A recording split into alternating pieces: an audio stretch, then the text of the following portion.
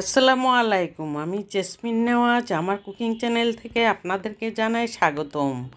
আজকে আমি একদম নরম খিচুড়ি রান্না করেছি সবজি দিয়ে নরম খিচুড়িটা কিন্তু অনেক মজা লাগে বৃষ্টির দিনে, সেই জন্যই আমি রান্নাটা করেছি। আর এই রান্না করার জন্য মুসুরির ডাল তো ভাজতে হয় না, মুগ ডালটা একটু ভেজে নিতে হয়। ভেজে নিয়ে তারপরে আমি সুন্দর করে রান্নাটা বসিয়ে দিব, কারণ ডালটা ভাজতে ভাজতে সব চাল, মুসুর ডাল আর মুগ ডাল আর চাল দিয়ে আমি ভাতের চাল দিয়ে রান্না করব আজকে সবজি খিচুড়ি। আর এই সবজি খিচুড়ির জন্য এখানে আমি পেঁয়াজ অল্প পরিমাণেই দিয়েছি, বেশি দেইনি।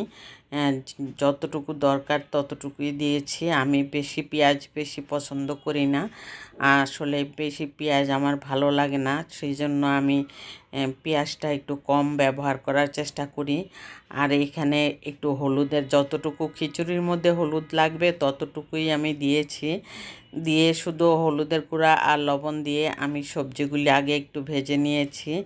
ভেজে নেওয়ার পর আমি চাল দিয়ে দিব এখানে। আর আমার ভিডিওটা যদি আপনাদের কাছে একটু হলেও ভালো লেগে থাকে তাহলে অবশ্যই একটি লাইক দিয়ে কন্টিনিউ করবেন, আর সাবস্ক্রাইব করে অল বাটনে প্রেস করে রাখবেন। ছোট্ট করে একটা কমেন্ট দিয়ে যাবেন, কারণ আমি একদমই ছোট্ট একটা ভিডিও আজকে দিয়েছি। আর চালগুলি বেশিক্ষণ ভাজাও লাগবে না, অল্প একটু ভেজে তারপরে আমি গরম পানি দিয়ে দিয়েছি।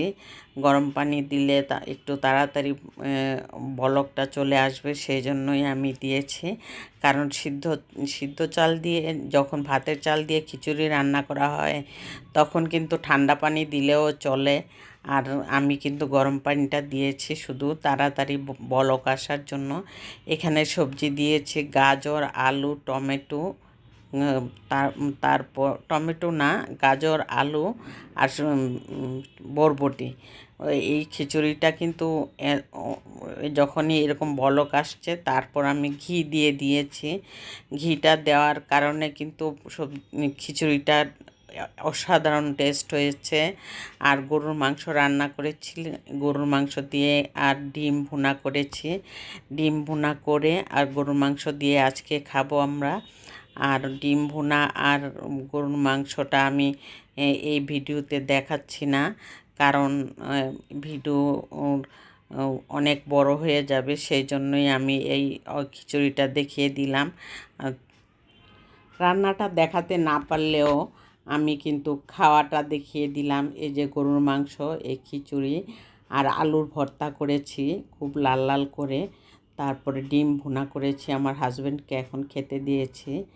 আর এই জন্য ভাবলাম যে একটু খাওয়াটা একটু দেখিয়ে দিই আপনাদের সামনে।